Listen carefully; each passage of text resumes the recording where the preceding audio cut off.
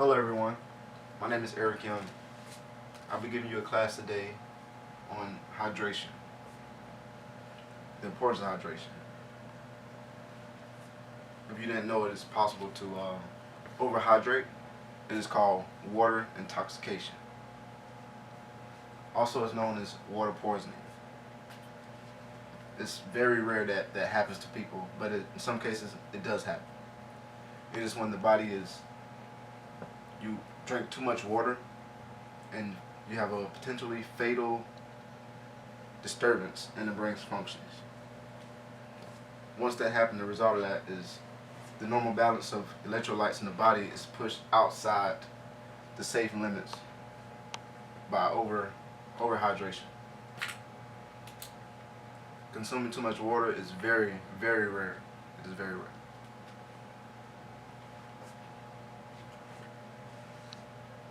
Alright, my points are I'm going to discuss what is hydration, ways to stay hydrated, and symptoms of dehydration.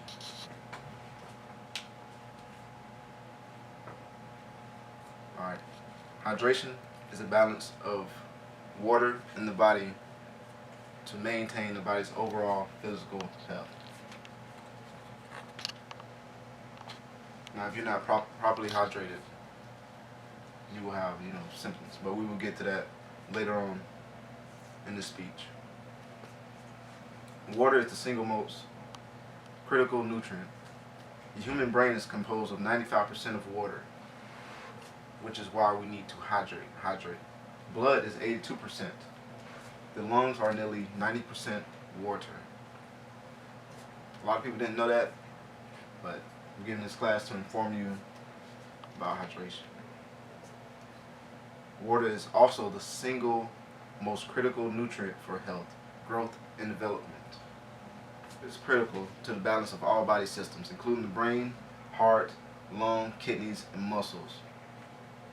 A 2% drop in any one of those can cause a major difference. You can be short of when you think, you can be delayed, your reaction can be delayed. It's very important that you hydrate. Very, very important. Now, I'm going to tell you ways to stay hydrated. That way, you are informed, you know how to stay hydrated.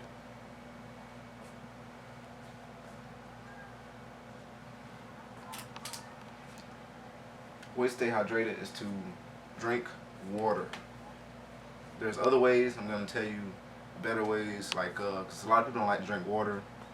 So with me, I like to eat watermelon, which is a great way to stay hydrated. Great way. Because watermelon is 92% water. The name is watermelon. It has calcium and magnesium, which is needed. It's also needed to hydrate. Sport drinks also, I like to drink those, like Gatorade. Go to the store, buy one on my way to work, drink a Gatorade, get the electrolytes, the sugar, the sodium. So that's great. It tastes great. I love them. A lot of you might not. Also coffee. If you didn't know, coffee is also a good way, because it has a lot of water. A lot of water. That was a few examples. Now I'm going to tell you about dehydration. Dehydration is when you don't have enough liquids, fluids, or water in your body. So that can cause blood sodium levels to rise up. This causes excessive sweating. Like if you see somebody if we're inside a room, the AC is blowing, they're sweating, they're probably dehydrated. So if you see that, make sure hey man, you need some water, you need anything, let them know.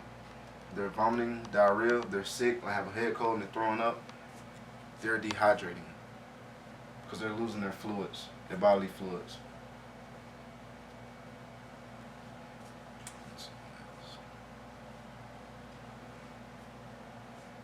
Two early signs of dehydration are if you use the bathroom, your urine is I call it gold or dark yellow, that's a sign of dehydration.